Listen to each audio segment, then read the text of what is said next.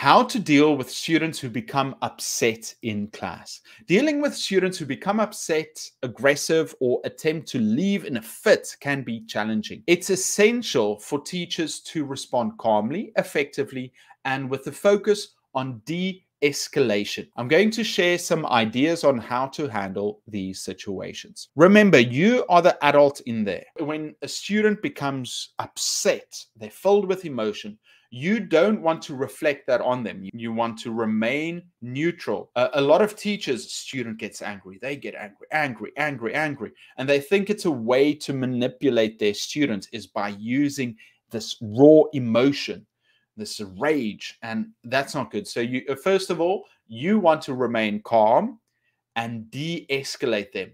You don't want a student who is so emotional, you don't want to try and corner them and say, you've got to do this now, go and sit over there. You don't want to reflect that at them. Instead, you want to be calm, you want to de-escalate them, you want to calm them down. So stay composed and model the behavior you want to see in your students. Avoid raising your voice and becoming confrontational. Okay, so very important. You want to model the behavior. So if they get angry, you don't want to get angry because the students, well, if the teacher can do this, well, that's kind of what they want. So don't do that. Prioritize safety. Ensure safety of all students in the classroom. If a student becomes physically aggressive, take immediate steps to ensure the safety of everyone involved, including yourself. I've heard this a lot, and you know, you've seen those videos on YouTube of fights between students in the classroom, fights between students and teachers. Well, no student wants to take me on, but I'm a big guy, huge muscles, by the way.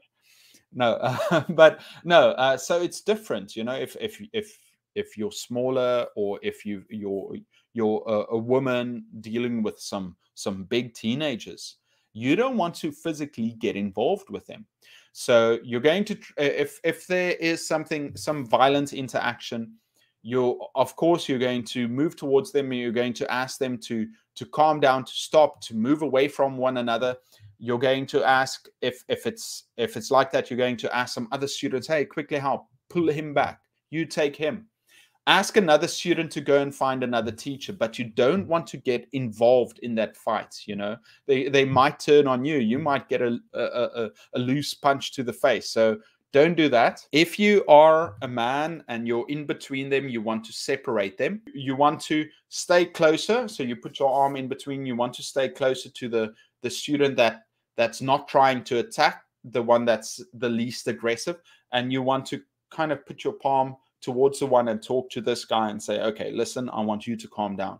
Because if you're going to do it the other way around and you're standing like this towards the more aggressive one, you know, they can perhaps do something and turn on you. So just keep them away from each other, you know. So use verbal de-escalation techniques. Speak in a calm and empathetic tone. So if a student is upset, speak calmly to them, make good eye contact, and use an empathetic tone.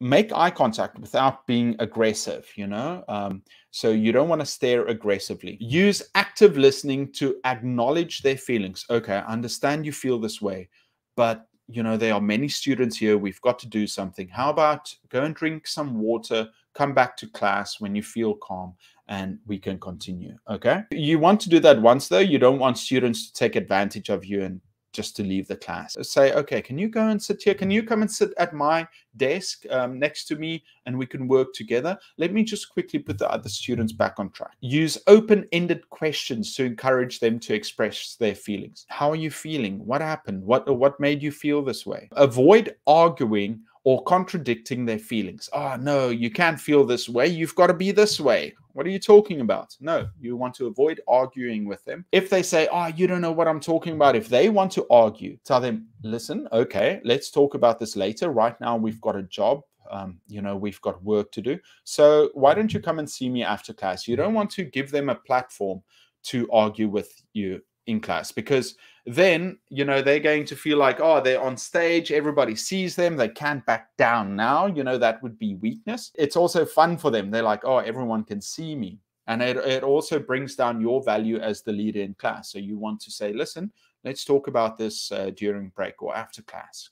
Come and see me and we can discuss it then. Right now, let's focus on the work. Offer them choices. Give the upset student choices when possible, empowering them to regain control. For example, if they'd like to take a break, work on a different task, or to speak privately, like we said before.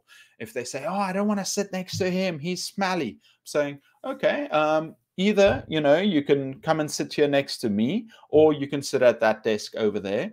But if you go and sit there, I want you to first apologize to your friend, because that's not a nice thing to do. I offer choices. Oh, you can sit here or here, but I want you to just do this too. So asking for a concession. Provide them time. Allow students time to cool down and collect themselves. Avoid pressuring them to talk or make decisions immediately. We want immediate action. Okay, the students are looking, there's some kind of confrontation. You've got to do this now. No, take time, let them relax. Emotions don't just change like that, Sometimes they do, but no, generally they don't. Involve support staff. If available, involve a school counselor, social worker, or behavior specialist to provide additional support or strategies.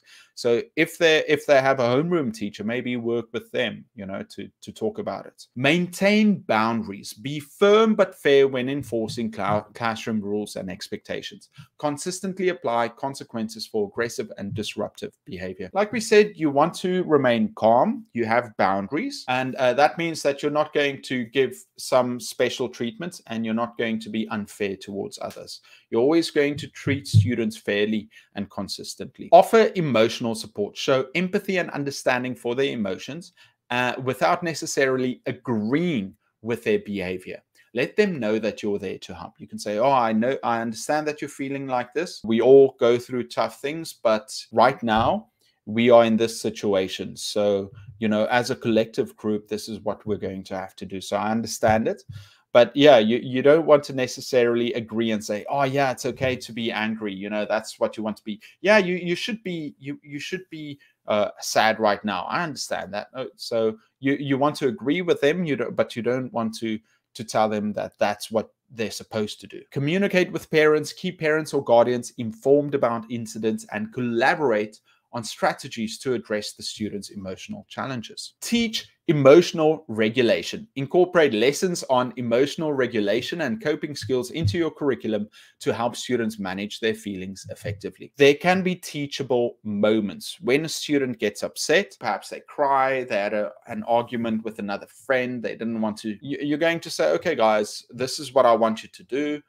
Calm down, drink some water, and then explain to the friend, you've got to be nicer to your friend. We're all in this together. We've got to work together to help them to learn about that. You can also use role plays. You can say, okay, you do this, you do this. They have an argument, and then you can say, okay, can someone tell us how are they supposed to act in this situation? It's a tough thing for teachers to ask, and it's a difficult thing too, because a lot of teachers say, well, you just need experience, but I think it should be taught to us, but it's something that is just expected of us. Teach emotional regulation. We've got to learn how to do that. Implement a behavior plan. Develop an individualized behavior plan, or in collaboration with support staff and parents, to address specific triggers and provide strategies for self-control. So if there is a student that has a history of becoming angry, what are you supposed to do in that situation? And also communicate that to the student.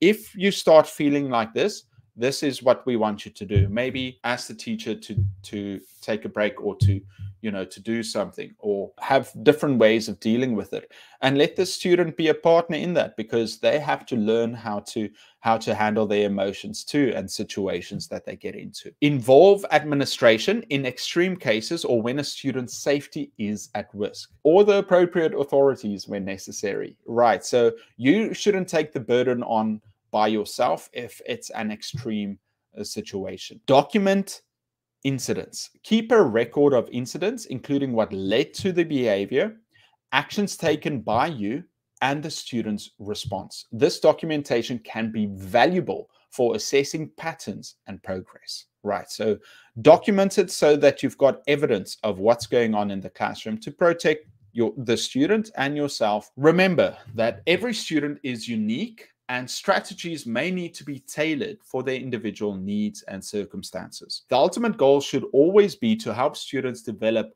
emotional regulation skills and maintain a safe, productive learning environment for all.